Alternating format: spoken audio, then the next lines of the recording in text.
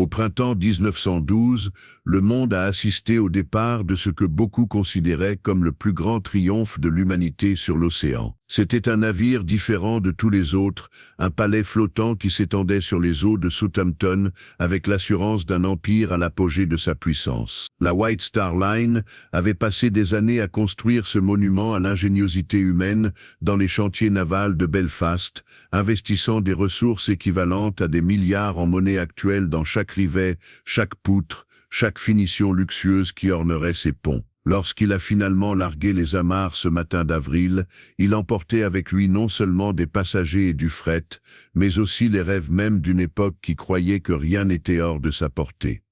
Les dimensions de ce grand navire impressionnent encore aujourd'hui l'imagination. S'étendant sur 269 mètres de la proue à la poupe, s'élevant à 28 mètres au-dessus de la ligne de flottaison, il déplaçait 46 000 tonnes d'eau de l'Atlantique à chaque doux balancement. Se tenir devant lui, c'était être confronté à quelque chose qui s'approchait du sublime, une création si vaste qu'elle éclipsait les bâtiments le long des quais, projetant des ombres qui semblaient s'étendre jusqu'à l'éternité. Ceux qui marchaient sur ces ponts pour la première fois se perdaient souvent, errant dans des couloirs interminables et des salons grandioses qui semblaient appartenir davantage à un palais européen qu'à un navire ayant jamais navigué. Les 3 années de construction avaient produit quelque chose qui transcendait le simple transport. Ces concepteurs avaient imaginé un navire qui redéfinirait le sens de la traversée de l'Atlantique, transformant un voyage qui était autrefois une épreuve d'endurance en une expérience de luxe incomparable. Les cabines de première classe rivalisaient avec les meilleurs hôtels de Londres et de Paris,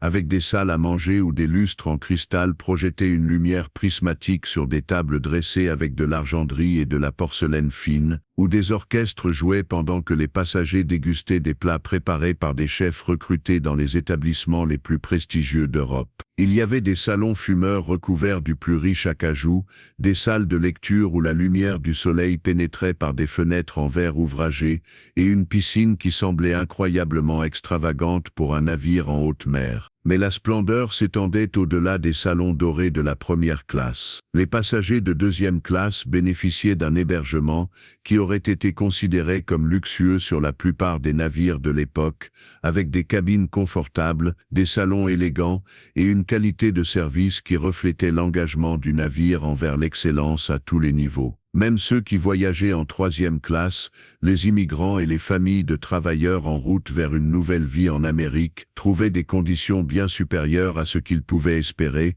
avec des cabines propres, des repas copieux et un sentiment de dignité qui n'était pas toujours offert à ceux de conditions modestes. Le 10e jour d'avril, alors que le soleil matinal traversait la brume de la Manche, ce magnifique navire a commencé son voyage inaugural. Plus de 2200 âmes étaient à bord, une ville flottante d'aristocrates et d'immigrants, de millionnaires et de chauffeurs, de familles en vacances et de familles à la recherche d'un nouveau départ. Le départ de Southampton fut un événement en soi, des foules se rassemblant le long du front de mer pour regarder les remorqueurs guider l'énorme navire vers le large, ces 4 cheminées distinctives libérant des panaches de vapeur qui semblaient se fondre dans les nuages au-dessus. La traversée de l'Atlantique devait être un triomphe, une démonstration au monde entier que ce nouveau siècle appartenait à ceux qui étaient assez audacieux pour rêver à une telle échelle. Les officiers du navire parlaient avec une confiance tranquille de leur navire, des 16 compartiments étanches qui pouvaient être scellés en cas d'urgence, des merveilles de l'ingénierie qui en faisaient le navire le plus avancé en service. Les passagers et l'équipage discutaient du fait qu'il était pratiquement insubmersible, que l'océan lui-même avait été conquis par l'entreprise humaine. Tel était l'esprit de l'époque, la conviction que la technologie avait enfin dominé la nature, que rien ne résistait au pouvoir de la civilisation industrielle. Pendant 4 jours et demi, cette confiance semblait tout à fait justifiée. Le grand navire fendait l'Atlantique avec une grâce qui défiait sa taille énorme, ses moteurs fonctionnant à presque pleine capacité alors qu'il se dirigeait vers New York. Les passagers s'adaptaient au rythme de la vie à bord, prenant leurs repas à heures régulières, se promenant sur les ponts, se réunissant dans les salons et les bibliothèques pour passer les agréables heures du voyage. Le temps était beau, la mer calme, et tout portait à croire que ce voyage inaugural serait considéré comme le début d'une nouvelle ère dans les traversées transatlantiques. Ce que personne à bord ne pouvait savoir, c'est que l'Atlantique Nord avait préparé son propre accueil. Dans ces eaux d'avril, où le courant froid du Labrador rencontre le courant plus chaud du Golfe, d'énormes blocs de glace avaient dérivé vers le sud depuis l'Arctique, des montagnes ancestrales d'eau gelée qui s'étaient détachées de glaciers formés au cours de milliers d'années. Ces icebergs étaient les monuments d'une force bien plus ancienne et puissante que n'importe quelle technologie humaine, indifférents aux ambitions des empires et aux horaires des compagnies maritimes. Ils flottaient dans l'obscurité silencieux et patient, attendant. La nuit du 14 avril était exceptionnellement calme.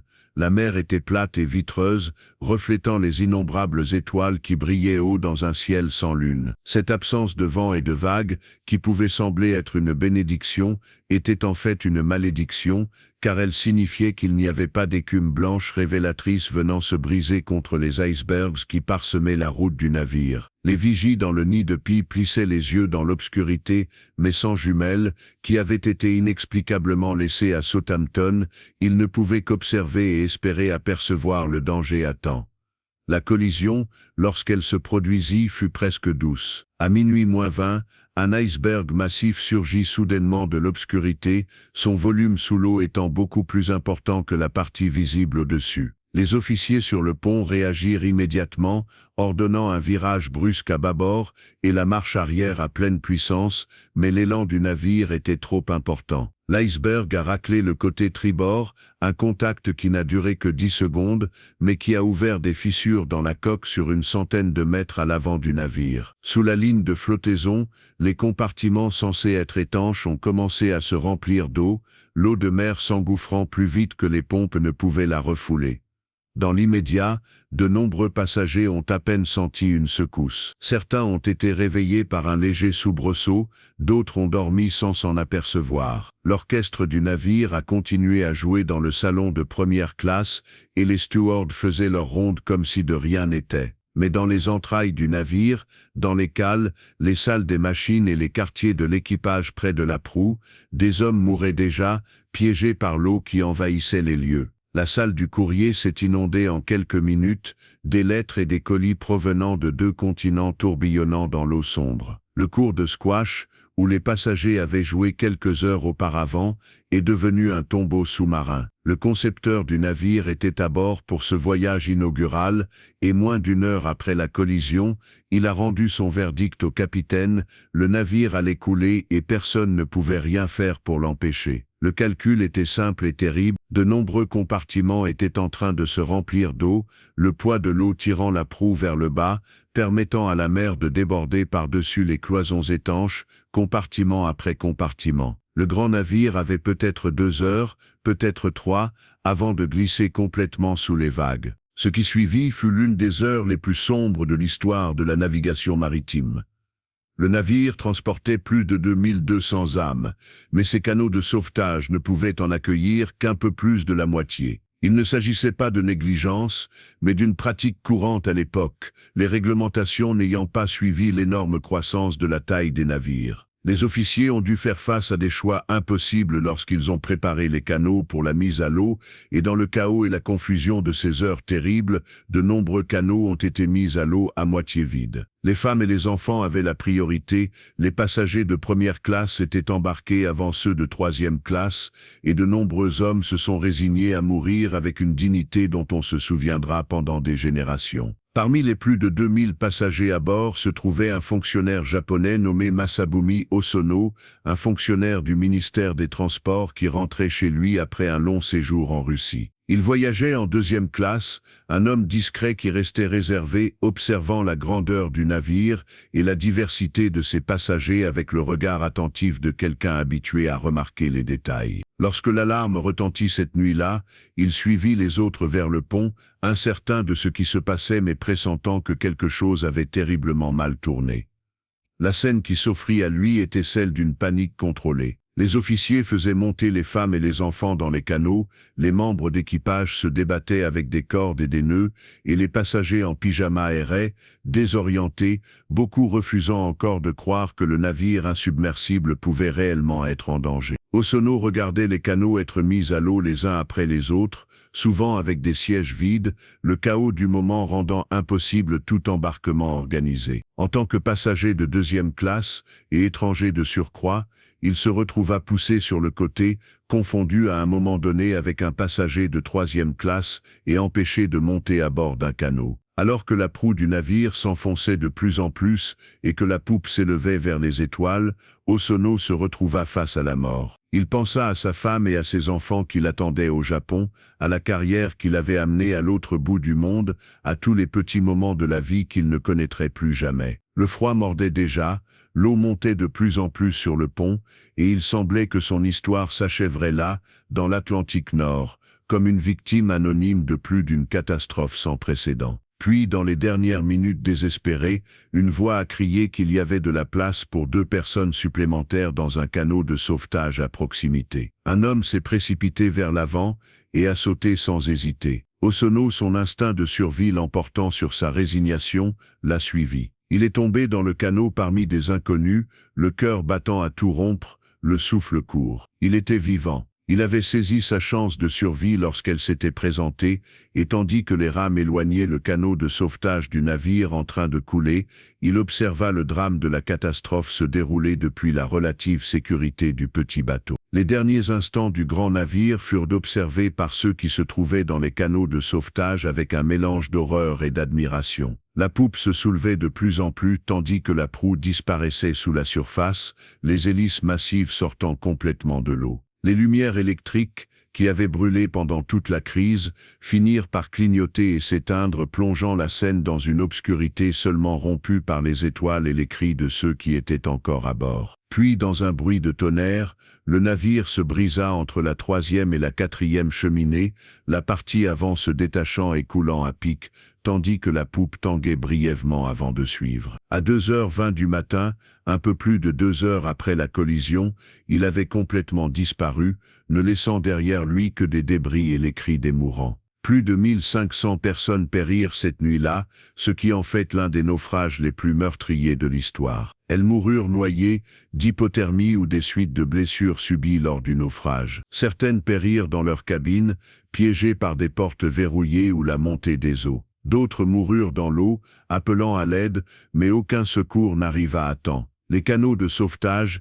dispersés sur des kilomètres dans l'océan, pouvaient entendre les cris, mais ne pouvaient pas faire grand-chose pour aider, leurs occupants étant paralysés par le froid et la peur, ne sachant pas si une tentative de sauvetage ferait chavirer leurs propres embarcations fragiles. Lorsque le navire de sauvetage est arrivé le lendemain matin, les quelques 700 survivants ont été embarqués, en état de choc et d'épuisement. Parmi eux se trouvait Osono, qui avait survécu à la nuit dans le canot de sauvetage, mais qui a été soumis à des regards curieux et à des commentaires chuchotés avant même d'arriver à New York. L'histoire de sa survie avait déjà commencé à prendre des proportions qui le hanteraient pour le reste de sa vie, déformées par les préjugés et le sensationnalisme qui ont suivi la catastrophe. Les journaux américains, dans leur course pour raconter l'histoire du naufrage, se sont accrochés à tout détail susceptible de distinguer leur couverture de celle de leurs concurrents. Au milieu du chaos des interviews des survivants et des spéculations, un récit a émergé qui présentait Osono sous un jour défavorable. Des articles ont affirmé qu'il s'était déguisé en femme pour accéder à un canot de sauvetage, qu'il avait poussé des femmes et des enfants pour se sauver, qu'il incarnait un manque de courage masculin qui était censé caractériser les héros de la catastrophe. Ces histoires ont été inventées de toutes pièces, construites sur rien d'autre que des préjugés et le désir de textes sensationnels, mais elles se sont rapidement et largement répandues. Lorsque Osono est rentré au Japon, il a découvert que ces histoires l'avaient précédé. Les journaux japonais avaient republié les récits américains, y ajoutant leurs propres commentaires sur l'honneur national et le code Bushido des samouraïs. Il a été qualifié de honte pour son pays, accusé de lâcheté en des termes qui heurtaient le cœur même de son identité d'homme japonais de sa génération. Le ministère des Transports l'a démis de ses fonctions, ne voulant pas être associé à quelqu'un qui avait attiré une telle honte sur lui-même. Ses amis et collègues se sont éloignés, et sa famille a porté le stigmate de son prétendu échec. Tout au long de ces épreuves, Osono a gardé le silence.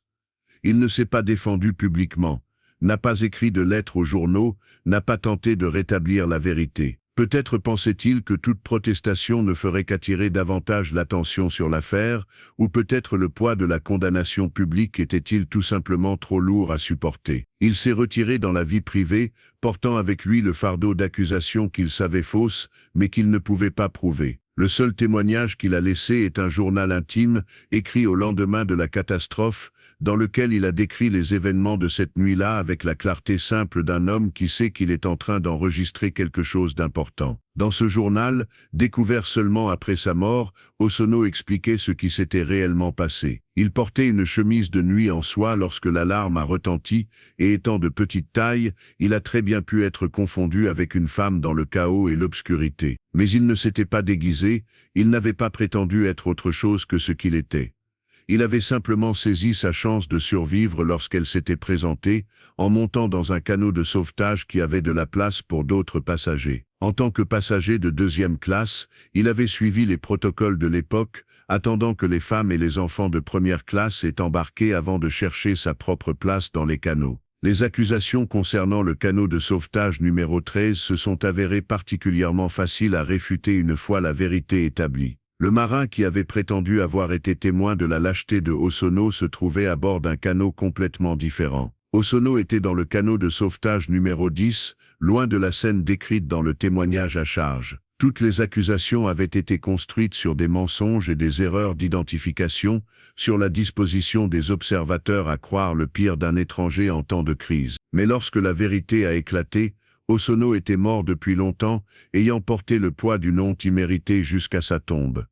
Sa famille a travaillé pendant des décennies pour blanchir son nom, présentant le journal et le registre factuel à tous ceux qui voulaient bien l'entendre. Peu à peu, les historiens ont commencé à réévaluer l'affaire, reconnaissant l'injustice qui avait été faite à un homme dont le seul crime était d'avoir survécu alors que tant d'autres étaient morts. Aujourd'hui, Hosono n'est plus considéré comme un lâche, mais comme une victime des préjugés de son époque, un homme qui a enduré toute sa vie la condamnation pour des actes qu'il n'avait jamais commis. Son histoire est devenue un récit édifiant sur les dangers d'un jugement hâtif, sur la façon dont la tragédie peut faire ressortir le pire chez ceux qui l'observent de loin. Mais l'histoire du grand navire ne s'est pas terminée avec le sauvetage des survivants ou l'absolution de la réputation d'un homme. L'épave elle-même est restée au fond de l'Atlantique, à près de 4 kilomètres sous la surface, son emplacement exact étant inconnu pendant plus de 7 décennies. Il est devenu une sorte de légende, une cité perdue des profondeurs qui a captivé l'imagination des explorateurs et des rêveurs du monde entier. Des expéditions ont été organisées et ont échoué, des technologies ont été développées et perfectionnées, mais le grand navire gardait ses secrets, gisant dans l'obscurité où aucune lumière n'avait jamais pénétré. Lorsque l'épave fut enfin découverte au milieu des années 80, les images qui remontèrent à la surface impressionnèrent le monde entier. La proue était toujours reconnaissable malgré des décennies passées sous la pression écrasante des profondeurs, s'étendant vers l'avant comme si elle luttait encore pour atteindre une destination qu'elle n'atteindrait jamais. Voici les ponts où les passagers s'étaient promenés désormais habités par d'étranges créatures des profondeurs. Voici les effets personnels de ceux qui avaient péri éparpillés sur des kilomètres au fond de l'océan, préservés par le froid et l'obscurité d'une manière qui semblait presque miraculeuse. Cette découverte a ouvert un nouveau chapitre dans l'histoire du navire, un chapitre qui continue de s'écrire à mesure que la technologie permet une exploration de plus en plus détaillée. Des véhicules télécommandés descendent désormais à des profondeurs qui écraseraient instantanément un plongeur humain, leurs caméras et leurs lumières révélant des détails qui étaient restés cachés depuis la nuit du naufrage. Chaque expédition rapporte de nouvelles images, de nouveaux artefacts, une nouvelle compréhension de ce qui s'est passé pendant ces heures terribles et de ce qui s'est passé au cours du siècle qui a suivi. S'approcher du naufrage à travers les yeux de ces machines, c'est entrer dans un monde différent de tout autre sur Terre. La descente prend des heures, la lumière de la surface s'estompant pour laisser place au crépuscule, puis à l'obscurité totale, la pression de l'eau augmentant à chaque mètre jusqu'à atteindre des niveaux qui semblent impossibles, des centaines de fois supérieurs à ceux de la surface. Le froid est absolu, l'obscurité totale, et l'on a l'impression de passer d'un monde à l'autre, du royaume des vivants à un royaume d'ombre et de souvenirs. Lorsque les lumières du véhicule éclairent enfin l'épave, la première vision est celle de la proue, ce profil unique qui est devenu un symbole de désastre et de perte. Elle repose à la verticale au fond de la mer, ses rampes encore intactes à certains endroits, ses ponts inclinés vers l'avant dans la boue où l'impact du naufrage a enfoncé la coque profondément dans les sédiments. La passerelle, où les officiers ont donné leurs derniers ordres, s'est effondrée mais reste reconnaissable, et l'on peut imaginer le capitaine Smith là, dans ces derniers instants regardant son navire disparaître sous les vagues. En se déplaçant le long du pont, les caméras révèlent des détails qui témoignent de l'ampleur du désastre et du passage du temps. Le plancher en bois, autrefois brillant de polish, a en grande partie pourri, laissant derrière lui la structure en acier comme le squelette d'une énorme bête. Les berceaux qui soutenaient autrefois les canaux de sauvetage sont vides, leurs embarcations ayant été utilisées ou arrachées depuis longtemps lors du naufrage. Des pièces de fer rouillées ont pris des formes fantastiques, orange et marron sur le fond gris éternel des profondeurs, tandis que les raccords en laiton ont conservé leur forme, vert de corrosion mais toujours reconnaissable comme l'œuvre de mains humaines. La vie marine qui a colonisé l'épave ajoute une autre dimension à la scène. Des colonies de bactéries qui consomment la rouille recouvrent la coque dans ce que les explorateurs ont appelé des rusticles, des formations étranges qui ressemblent presque à des cascades gelées d'oxyde de fer. Des anémones et des coraux mous se sont fixés sur toutes les surfaces disponibles, leurs couleurs délicates contrastant de manière surprenante avec l'obscurité des profondeurs. Les poissons nagent à travers les hublots ouverts et les couloirs effondrés, traitant l'épave comme un élément de plus de leur environnement, indifférent à son histoire humaine. Le point de rupture où le navire s'est brisé lors du naufrage est un chaos de métal tordu et de débris éparpillés. Ici, les forces en jeu deviennent viscéralement apparentes, les poutres d'acier massif tordues et déchirées comme par des mains géantes. La partie arrière repose à environ 600 mètres de là, ayant pivoté pendant qu'elle coulait et s'étant posée dans la direction opposée à la proue. Entre les deux parties s'étend un champ de débris contenant tout ce qui est tombé lors de la rupture des machines, de la cargaison et des objets personnels, tous mélangés dans une avalanche figée d'histoire. C'est dans ce champ de débris que le coût humain de la catastrophe devient le plus tangible. Parmi les machines brisées et le charbon éparpillé gisent les effets personnels de ceux qui ont navigué sur le grand navire, préservés par le froid et la pression d'une manière que les conditions en surface n'auraient jamais permis. Des paires de chaussures toujours côte à côte là où leurs propriétaires ont trouvé le repos,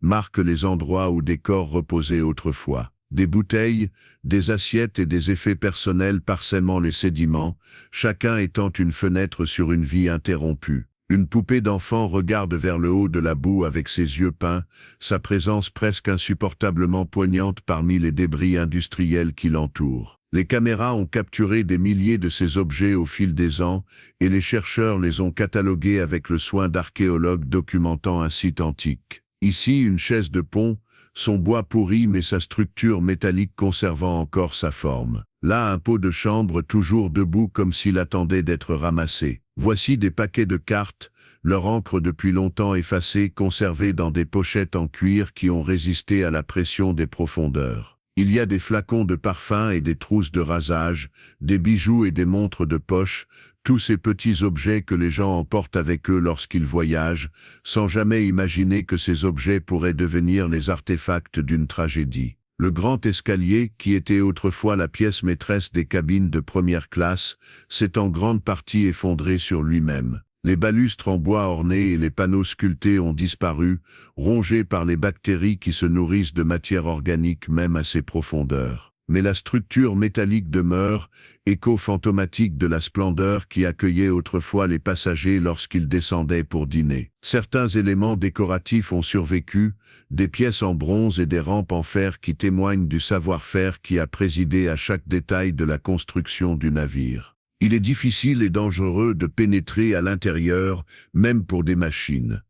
Les ponts se sont effondrés à de nombreux endroits, créant un labyrinthe tridimensionnel de métal tordu et de débris tombés.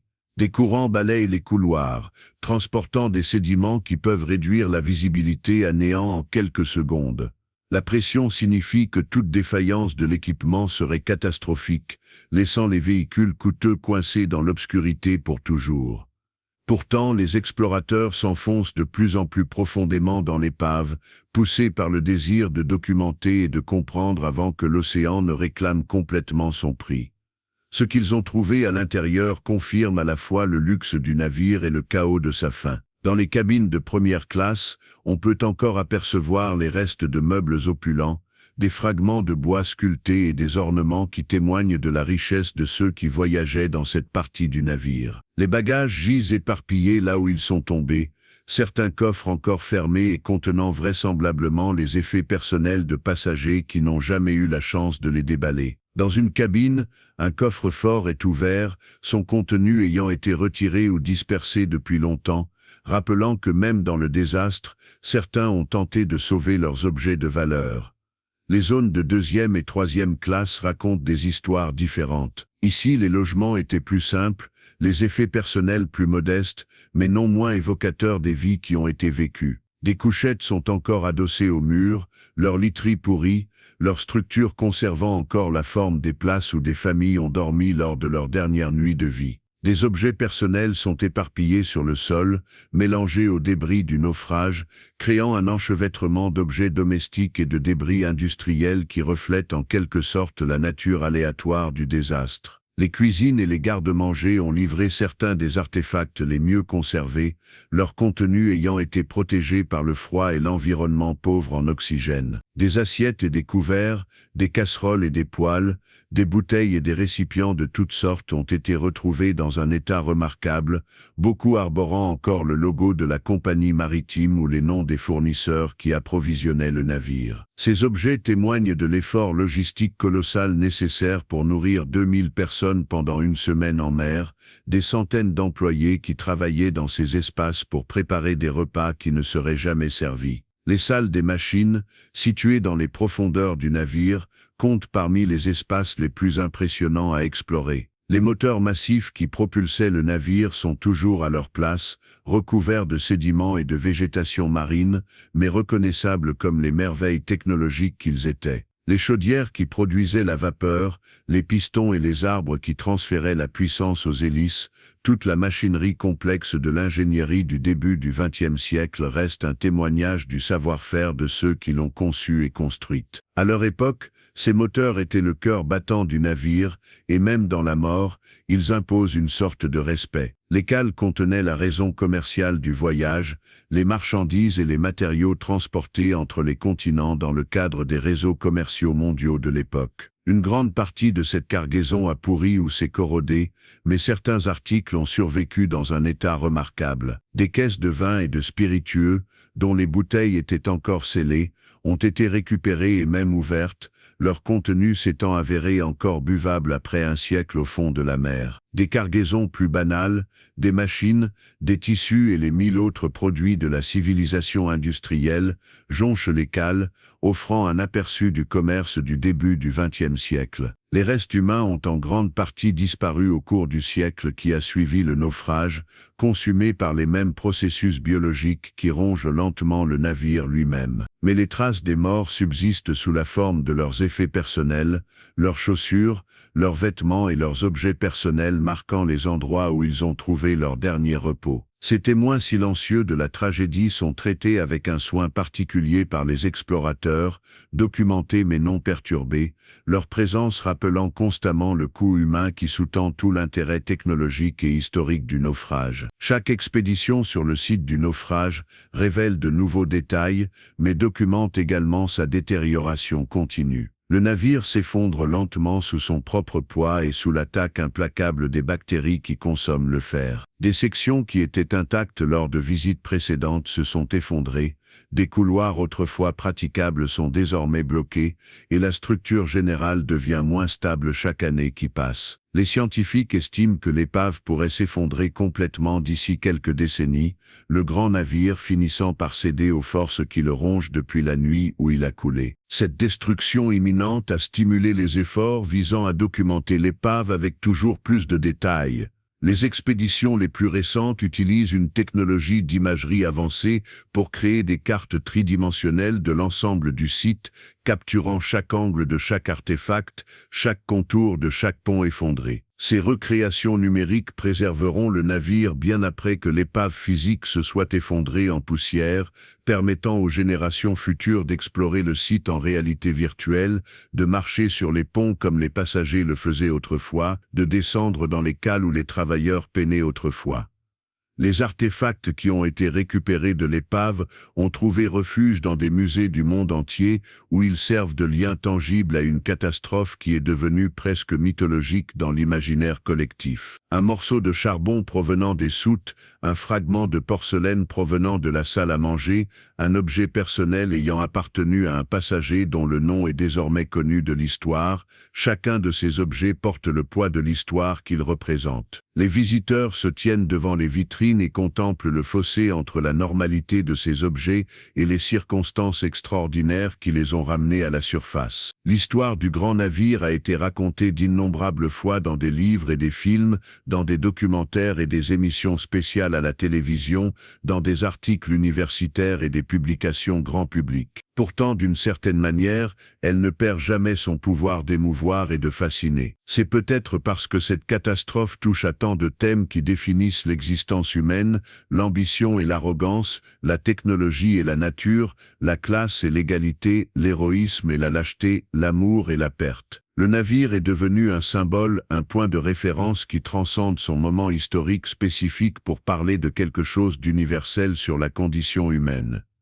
La science derrière le naufrage continue d'être étudiée et débattue plus d'un siècle après l'événement. Des métallurgistes ont analysé des échantillons de l'acier de la coque et ont découvert qu'il contenait des impuretés qui le rendaient plus cassant dans l'eau froide que l'acier moderne. Des architectes navals ont réalisé des simulations informatiques de la collision et du naufrage, testant des théories sur ce qui aurait pu se passer si les officiers avaient pris des décisions différentes, si le navire avait heurté l'iceberg de face au lieu de le frôler sur le côté, si les portes étanches avaient été conçues différemment. Ces études ont révélé la chaîne complexe de facteurs qui se sont combinés pour condamner le navire. Les conditions météorologiques qui ont rendu l'iceberg invisible jusqu'à ce qu'il soit trop tard. Les décisions de conception qui ont permis à l'eau de se déverser d'un compartiment à l'autre. Les réglementations qui limitaient le nombre de canaux de sauvetage. Les conventions sociales qui donnaient la priorité à certains passagers par rapport à d'autres. Les défaillances de communication qui ont empêché les navires voisins de savoir qu'il y avait une crise avant qu'il ne soit trop tard. Aucun facteur isolé n'a été responsable du désastre, c'est plutôt l'intersection de nombreux facteurs dont chacun aurait pu être survivable à lui seul, qui s'est avéré fatal. L'héritage de la catastrophe comprend les réformes qu'elle a entraînées en matière de sécurité maritime. Dans les 2 ans qui ont suivi le naufrage, une convention internationale a établi de nouvelles exigences pour les canaux de sauvetage, les communications radio et les patrouilles de glace dans l'Atlantique Nord. Les navires ont été contraints de transporter suffisamment de canaux de sauvetage pour tous les passagers à bord, de maintenir une veille radio constante, de tenir compte des avis de glace et d'ajuster leurs itinéraires en conséquence. Les passagers et les membres d'équipage qui ont péri dans la catastrophe ne sont pas morts en vain, leur tragédie a imposé des changements qui ont sauvé d'innombrables vies au cours du siècle qui a suivi. Cependant, la fascination pour cette catastrophe va au-delà de ses leçons pratiques. Il y a quelque chose dans cette histoire qui parle à l'imagination humaine d'une manière qu'aucune réglementation de sécurité ne peut égaler. C'est peut-être l'ampleur absolue de la tragédie, les centaines d'histoires individuelles de courage et de peur, de sacrifice et d'égoïsme, d'amour et de perte, qui se sont déroulées pendant ces heures terribles. C'est peut-être l'arc dramatique du récit, le grand navire supposé insubmersible heurtant l'iceberg qui a prouvé le contraire. C'est peut-être simplement le romantisme de la mer, la relation ancestrale de l'homme avec l'océan que la catastrophe évoque si puissamment. Les histoires individuelles de ceux qui sont morts et de ceux qui ont survécu continuent d'être étudiées et racontées, chacune ajoutant une nouvelle dimension à notre compréhension de la catastrophe. Il y a eu le couple qui a refusé d'être séparé, le mari choisissant de rester à bord avec sa femme plutôt que de la laisser mourir seule. Il y avait le musicien qui a joué jusqu'à la fin, son dernier morceau faisant débat parmi les historiens, mais son dévouement à son art étant incontestable. Il y avait les ingénieurs qui sont restés à leur poste, gardant les lumières allumées et les pompes en marche, sachant qu'ils ne quitteraient jamais le navire vivant. Il y a aussi eu des histoires de lâcheté et d'échec, d'hommes qui se sont déguisés en femmes pour avoir accès aux canaux de sauvetage, de membres d'équipage qui ont abandonné leur poste, du capitaine d'un navire voisin qui n'a pas répondu aux signaux de détresse qui illuminaient le ciel nocturne. Ces histoires plus sombres font également partie du récit, rappelant que les catastrophes font ressortir le pire comme le meilleur de la nature humaine. La vérité complète sur ce qui s'est passé cette nuit-là est complexe et ambiguë, résistant aux récits simplistes que nous imposons si souvent aux événements historiques. Les descendants de ceux qui ont navigué sur le grand navire ont formé des communautés de mémoire, se réunissant pour partager des histoires et préserver l'héritage de leurs ancêtres. Pour eux, la catastrophe n'est pas une abstraction historique, mais un héritage personnel, une histoire familiale qui s'est transmise de génération en génération. Ils gardent vivants les noms et les visages de ceux qui sont morts, refusant de les réduire à des statistiques, insistant sur leur individualité et leur humanité. Leur travail garantit que la catastrophe reste non seulement un événement historique, mais aussi un souvenir vivant. Lorsque nous regardons les images des profondeurs, des couloirs silencieux et des effets personnels éparpillés, nous voyons plus qu'un naufrage. Nous voyons un moment figé dans le temps, un carrefour où la confiance d'une époque a rencontré les forces immuables de la nature. Nous regardons la fin d'une époque et le début d'une autre. Le moment où le XXe siècle a perdu son innocence et où a commencé le long processus d'apprentissage que la technologie seule ne pouvait conquérir le monde. Nous nous regardons finalement nous-mêmes, nos rêves, nos peurs et nos aspirations qui n'ont pas changé depuis un siècle. Depuis que le grand navire a coulé, les caméras poursuivent leur lente exploration de l'épave, révélant de nouveaux détails à chaque descente. Voici un hublot encore intact, à travers lequel un passager contemplait autrefois l'Atlantique infini. Là, un escalier descend dans l'obscurité, vers des salles qu'aucun œil humain ne reverra jamais. Voici un morceau de bois sculpté, un fragment de décoration qui ornait autrefois une cabine de première classe, aujourd'hui refuge de créatures des profondeurs qui ne savent rien du monde d'en haut. Le navire garde ses secrets, les révélant lentement, à contre-cœur, à ceux qui ont la patience de les chercher. Les sons des profondeurs ressemblent à rien de ce que l'on entend à la surface. Le grincement du métal sous la pression, le grondement lointain des sédiments en mouvement, le bourdonnement mécanique occasionnel des véhicules d'exploration qui naviguent dans l'épave. Pas de voix, pas de musique, pas de rire, seulement le silence éternel des abysses et le travail patient de la décomposition. Le navire retourne lentement aux éléments qui l'ont constitué, le minerai de fer et le charbon, et le travail de milliers de mains, tout se dissolvant dans l'obscurité froide de l'Atlantique. Ceux qui explorent l'épave parlent du profond impact émotionnel de l'expérience. Même à des milliers de mètres de distance, même en voyant le site à travers les écrans de véhicules télécommandés, ils sentent le poids de l'histoire peser sur eux. Ils marchent sur les traces des morts, voyant ce que ces âmes désespérées ont vu dans leurs derniers instants, touchant, même indirectement, les artefacts de vie interrompus. L'expérience les transforme, leur laissant un sentiment de connexion avec le passé qui transcende l'étude historique ordinaire. La grande salle à manger, où les passagers jouissaient autrefois de repas luxueux sans précédent, est désormais une caverne effondrée de ferrailles rouillées et de débris éparpillés. Les lumières électriques qui brillaient autrefois au-dessus des lustres en cristal sont éteintes à jamais, remplacées par les faisceaux d'exploration des véhicules. Les tables où les gens riaient, fuirtaient et discutaient de leurs projets pour l'Amérique ont disparu, consumés par les processus biologiques à l'œuvre depuis la nuit du naufrage. Seuls les fantômes subsistent, échos de conversations qui ont pris fin il y a plus d'un siècle. Dans la salle de sport, où les passagers s'entraînaient sur des appareils à la pointe de la modernité pour l'époque, les machines sont toujours à leur place, figées dans leur position finale. Le cuir et le bois ont pourri, mais les structures métalliques sont toujours là, reconnaissables comme les rameurs et les vélos d'appartement qui occupaient autrefois cet espace. Une chaussure de passager gîte à proximité, peut-être éjectée lors d'un exercice le dernier jour complet du voyage, jamais récupérée. Ces petits détails en disent plus long que n'importe quelle statistique, rendant le désastre personnel d'une manière que les chiffres seuls ne peuvent pas. Les ponts promenades, où les passagers se promenaient à l'air marin, observant l'océan infini défiler sous leurs pieds, sont désormais des couloirs de rouille et de végétation marine. Les chaises de pont qui bordaient autrefois ces passerelles ont disparu, leur structure en bois consumée depuis longtemps. Les fenêtres à travers lesquelles les passagers contemplaient les couchers de soleil et la lumière des étoiles sont brisées ou incrustées de végétation. Cependant, la forme essentielle de l'espace demeure et il est possible d'imaginer, l'espace d'un instant, ce que c'était que de marcher ici lorsque le navire était encore en état de marche, de sentir le doux balancement du pont sous ses pieds et le vent salé sur son visage. La découverte d'objets personnels continue d'ajouter une dimension humaine à la catastrophe. Une lettre écrite mais jamais envoyée, conservée dans un étui étanche, parle de l'amour d'un jeune homme pour une femme qui l'attendait en Amérique. Une photo de famille, trouvée dans un portefeuille en cuir, montre des visages figés dans un moment de bonheur qui allait bientôt être brisé. Un jouet d'enfant, une simple figurine en bois, témoigne de la présence des plus jeunes passagers, ceux pour qui le voyage devait être une aventure, une introduction aux merveilles du monde. Les histoires que racontent ces objets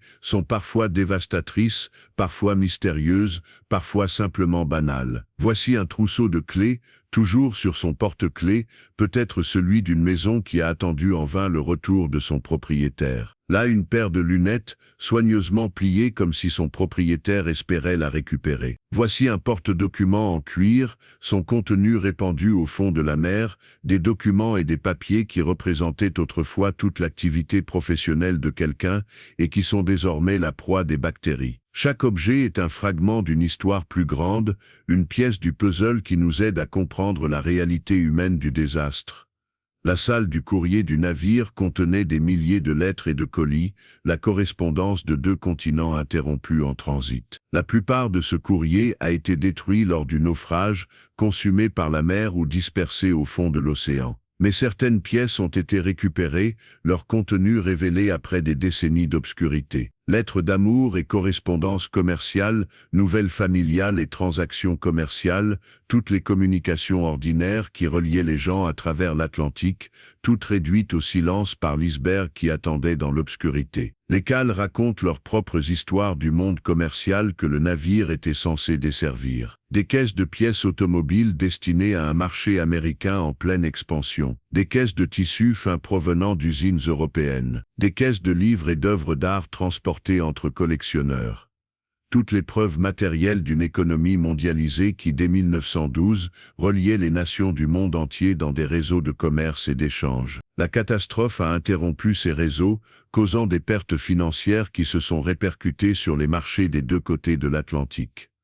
Le navire transportait des objets d'une valeur extraordinaire, dont certains n'ont jamais été récupérés. Il y avait des diamants et de l'or, des œuvres d'art et des manuscrits rares, toute la richesse portable que les voyageurs emportaient avec eux lorsqu'ils traversaient l'océan. Une partie de ce trésor a coulé avec le navire et repose probablement encore quelque part dans l'épave, enfouie sous les sédiments ou cachée dans des compartiments effondrés. Les chasseurs de trésors ont rêvé de récupérer ces richesses, mais le coût et la difficulté du sauvetage en eau profonde, combinés aux préoccupations éthiques liées à la perturbation d'une sépulture collective, ont limité ces efforts. Les questions éthiques entourant le naufrage sont devenues de plus en plus urgentes à mesure que la technologie permet une exploration plus intensive. Est-il correct de retirer des artefacts du site et de les exposer dans des musées à des milliers de kilomètres de l'endroit où ils ont été retrouvés? Est-il approprié de faire payer l'entrée pour voir les effets personnels de ceux qui sont morts, de tirer profit de la tragédie? Le naufrage devrait-il être protégé comme un lieu de sépulture, laissé intact pour se décomposer naturellement? Ces questions n'ont pas de réponse facile et divisent les descendants, les chercheurs et les explorateurs qui se soucient le plus profondément de l'héritage du navire. Le droit international reconnaît désormais l'épave comme un site protégé, un patrimoine culturel de l'UNESCO qui devrait être préservé pour les générations futures. Les opérations commerciales de sauvetage sont restreintes et les explorateurs sont tenus de documenter les artefacts qu'ils trouvent plutôt que de les perturber. Cependant, la surveillance à de telles profondeurs est pratiquement impossible et certains considèrent l'épave comme une ressource à exploiter plutôt que comme un monument à préserver. La tension entre ces 2 points de vue persistera probablement tant qu'il restera quelque chose du navire. L'état de l'épave continue de se détériorer, rappelant l'impermanence même de la plus puissante des créations humaines. Des sections qui étaient stables il y a 10 ans se sont maintenant effondrées. Des ponts qui étaient praticables sont désormais bloqués par des débris. La coque elle-même cède sous son propre poids, les plaques d'acier se pliant vers l'intérieur à mesure que la structure qui les soutenait pourrit. Chaque année qui passe, une partie supplémentaire du navire est perdue, une partie supplémentaire de son histoire disparaît dans les profondeurs. Ce processus de dégradation est accéléré par les expéditions elles-mêmes qui visent à documenter l'épave. Les véhicules qui descendent pour explorer perturbent les sédiments qui ont protégé les artefacts pendant des décennies. Leur lumière encourage la croissance d'organismes qui autrement ne prospéreraient pas dans l'obscurité totale. Leur poids déloge parfois des structures qui avaient atteint un équilibre après un siècle de repos. Les explorateurs sont confrontés à un paradoxe en documentant l'épave, ils contribuent également à sa destruction. Les débats sur la manière de gérer le site vont probablement se poursuivre pendant des années. Certains préconisent une exploration intensive dès maintenant, arguant que tout ce qui est possible doit être documenté avant qu'il ne soit trop tard. D'autres demandent que l'épave soit laissée tranquille, afin qu'elle puisse retourner à la nature sans autre interférence humaine. Entre ces deux extrêmes, certains cherchent un équilibre, en préservant la possibilité d'étudier le site tout en minimisant l'impact de chaque expédition.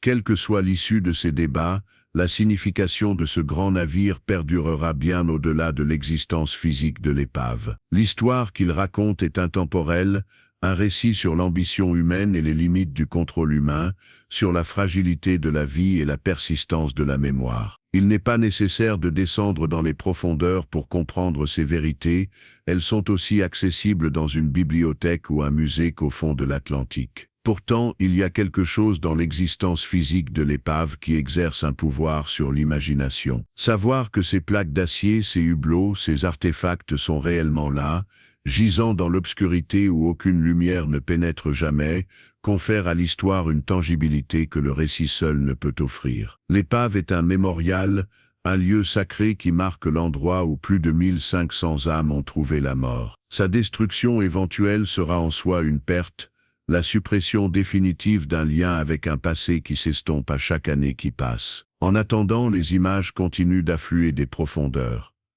Chaque expédition apporte de nouvelles perspectives, de nouveaux détails, de nouveaux liens avec ceux qui ont navigué sur le grand navire il y a plus d'un siècle. Les explorateurs qui entreprennent ce voyage ont la responsabilité d'honorer les morts tout en satisfaisant la curiosité des vivants. C'est une tâche qui exige à la fois des compétences techniques et une sensibilité émotionnelle, une capacité à voir au-delà du métal et des sédiments pour découvrir les histoires humaines qui se cachent en dessous. Les récits qui émergent de ces explorations ont pris de nombreuses formes au fil des ans. Certains documentaires se sont concentrés sur la technologie du navire, détaillant les innovations techniques qui l'ont rendu si célèbre à son époque. D'autres livres ont retracé le parcours de passagers individuels, reconstituant leur vie depuis leur naissance jusqu'au moment où ils sont montés à bord. Des films ont dramatisé le naufrage, donnant un visage et une voix à ceux qui n'auraient autrement été que des noms sur une liste de passagers. Chacun de ces efforts contribue à la compréhension collective de la catastrophe,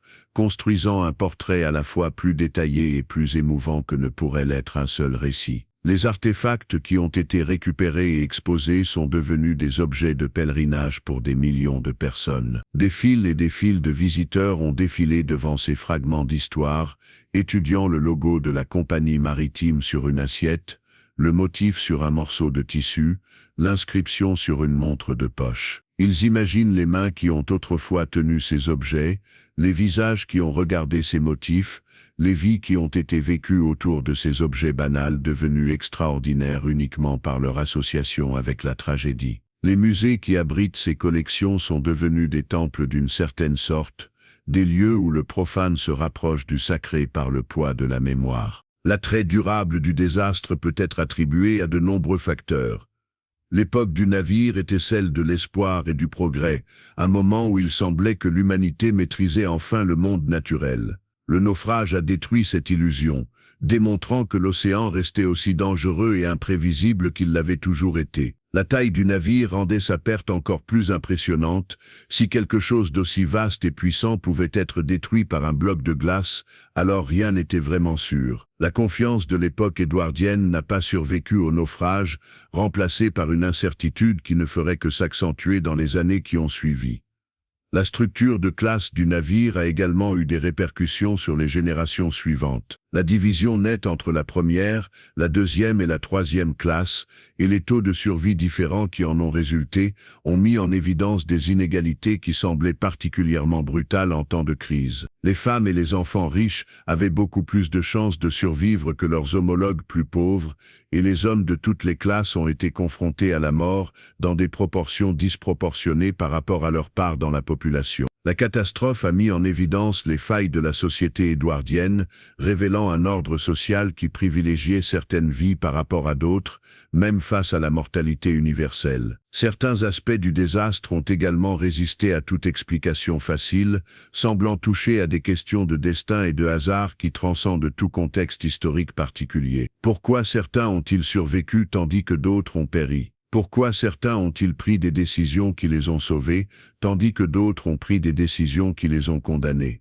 Le caractère aléatoire de la vie et de la mort dans le naufrage a bouleversé les catégories faciles de l'héroïsme et de la lâcheté, de la vertu et du vice. La survie n'était pas simplement une question de caractère ou de courage, c'était aussi une question de chance, d'être au bon endroit au bon moment, de faire le bon choix pour des raisons que même les survivants ne pouvaient articuler. Les histoires de ceux qui sont morts ont été en grande partie reconstituées à partir de fragments, des traces qu'ils ont laissées derrière eux, des témoignages de ceux qui les ont connus, des circonstances dans lesquelles leur corps ou leurs effets personnels ont été retrouvés. Chaque reconstitution est nécessairement incomplète, une esquisse plutôt qu'un portrait, une approximation plutôt qu'une vérité. Cependant, ces histoires fragmentaires ont leur propre pouvoir, invitant les lecteurs à combler les lacunes avec leur propre imagination, à se mettre à la place de ceux qui ont vécu leurs derniers instants sur un pont incliné, dans une cabine qui se remplissait d'eau, dans une mer noire d'un froid insupportable.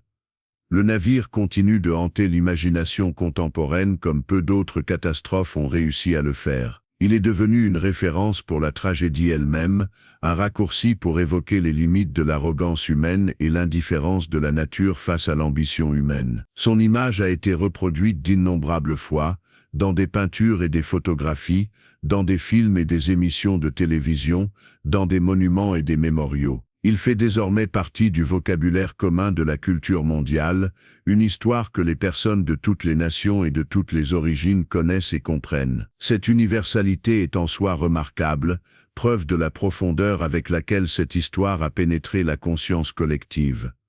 Alors que les lumières des véhicules d'exploration balayent les couloirs du grand navire, elles éclairent plus que du métal et des sédiments. Elles éclairent les rêves d'une époque, les espoirs d'un peuple, les tragédies de milliers de vies individuelles. Elles montrent un monde figé dans le temps, un moment préservé dans les profondeurs alors que le monde au-dessus continuait son cours sans fin. Chaque image qui émerge est à la fois un document historique et une méditation sur la mortalité, un enregistrement du passé et une réflexion sur le présent. Le silence des profondeurs est absolu, rompu seulement par le ronronnement des moteurs et le cliquetis des obturateurs. Il n'y a pas de voix là-dessous, pas de rire, pas de musique, seulement le témoignage muet des objets que les morts ont laissés derrière eux. Les objets personnels, les pièces de machinerie, les structures du navire lui-même, tous parlent dans un langage qui transcende les mots, racontant des histoires qui n'ont pas besoin d'être traduites. Ceux qui voient ces images comprennent instinctivement leur signification, ressentent le poids de l'histoire qu'elles représentent. Et ainsi, l'exploration se poursuit. Chaque expédition ajoutant à la liste de ce qui a été perdu cette nuit d'avril, il y a plus d'un siècle. Les technologues affinent leurs instruments, les historiens révisent leurs récits, les descendants veillent sur la mémoire de leurs ancêtres. Le grand navire repose sur son lit de boue, se désagrégeant lentement, tandis que l'océan qui l'a détruit le préserve également. C'est un monument différent de tous les autres, un mémorial que personne ne peut visiter. Une tombe qui appartient à la mer. L'histoire n'est pas encore terminée. Il y a encore des secrets dans les profondeurs qui attendent d'être découverts, il y a encore des histoires qui attendent d'être racontées. Chaque génération trouve quelque chose de nouveau dans l'épave, une nouvelle perspective ou interprétation qui répond aux préoccupations de son époque. Le grand navire est devenu un texte que l'humanité continue de lire, un récit qui change à chaque lecture tout en restant fondamentalement le même. Sa signification est inépuisable, sa résonance éternelle. Ceux qui descendent aujourd'hui dans les profondeurs s'inscrivent dans une tradition qui s'étend sur plus d'un siècle, depuis les premiers plongeurs qui ont tenté de localiser l'épave jusqu'aux opérateurs de véhicules télécommandés d'aujourd'hui. Ils portent en eux les espoirs de tous ceux qui les ont précédés, le besoin de voir, de documenter et de comprendre. Ils ont également la responsabilité de le faire avec respect, de se rappeler que ce qu'ils explorent est plus qu'un site archéologique, plus qu'une curiosité technologique, plus même qu'un chapitre de l'histoire. C'est le lieu de repos final de plus d'un millier d'âmes, un cimetière sacré qui mérite autant de révérence que d'investigation. Alors que les caméras glissent sur les couloirs rouillés, passant devant les hublots où les passagers contemplaient autrefois l'horizon, enregistrant les artefacts éparpillés de vie interrompue, elles capturent quelque chose qui transcende le simple aspect historique. Elles capturent l'essence de la condition humaine, ce mélange d'aspirations et de limites qui définit notre espèce. Elles montrent ce que nous avons construit et ce que nous avons perdu, ce que nous espérons et ce à quoi nous sommes confrontés. Elles racontent une histoire qui est universelle dans sa particularité, intemporelle dans sa spécificité historique. Le grand navire a coulé il y a plus d'un siècle, mais son naufrage continue de parler. Il parle d'une époque de confiance qui a été détruite, de vies qui ont été perdues, de leçons qui ont été apprises à un coût terrible. Il parle de la persistance de la mémoire, du besoin humain de se souvenir et d'honorer les morts. Il parle de la puissance de l'océan et de la fragilité de tout ce que nous avons construit pour le naviguer. Et il parle enfin de l'espoir qu'en étudiant le passé, nous puissions construire un avenir meilleur, que les tragédies d'hier puissent devenir la sagesse de demain. Les images des profondeurs continueront d'émerger, chacune ajoutant une nouvelle touche au portrait en constante évolution de la catastrophe. Les explorateurs poursuivront leur descente, ramenant des fragments d'un monde qui a disparu sous les vagues. Les descendants poursuivront leur veille, gardant vivant le souvenir de ceux qu'ils ont perdus. Et le grand navire poursuivra son lent effondrement, finissant par disparaître entièrement dans les profondeurs qui l'ont accueilli il y a plus d'un siècle. Mais même après que la dernière trace physique aura été consumée, l'histoire restera. Elle sera racontée et racontée à nouveau, adaptée et interprétée, étudiée et débattue. De nouveaux aspects seront découverts dans les archives qui ont survécu, de nouveaux liens seront établis entre des événements qui semblaient sans rapport. Le récit continuera à s'étoffer et à évoluer, même si son essence reste la même. Le grand navire a coulé, et le monde n'a plus jamais été le même. Tel est le véritable héritage de la catastrophe, non pas les artefacts conservés dans les musées, ni les images capturées dans les profondeurs, mais l'histoire elle-même, le récit transmis de génération en génération, gagnant en signification à chaque nouvelle narration. C'est une histoire sur l'orgueil et la chute, sur la technologie et la nature, sur la vie et la mort. C'est une histoire qui appartient à tous ceux qui l'entendent, un héritage commun de l'humanité préservé non pas dans l'acier et le fer, mais dans la mémoire et la parole. Et ainsi, tandis que les derniers rayons de lumière balayent les couloirs silencieux, tandis que les caméras enregistrent un autre morceau d'histoire, avant qu'il ne soit perdu à jamais, le grand navire repose éternellement. Il ne bouge pas, ne parle pas, ne rêve pas. Il existe simplement, monument à l'ambition humaine et à ses limites, rappel de ce que nous avons été et de ce que nous pouvons encore devenir. Il est en fin de compte un miroir qui nous renvoie nos propres espoirs et nos propres peurs, nos propres grandeurs et nos propres faiblesses. Et tant que nous continuerons à regarder dans ce miroir, le grand navire continuera à nous dire qui nous sommes.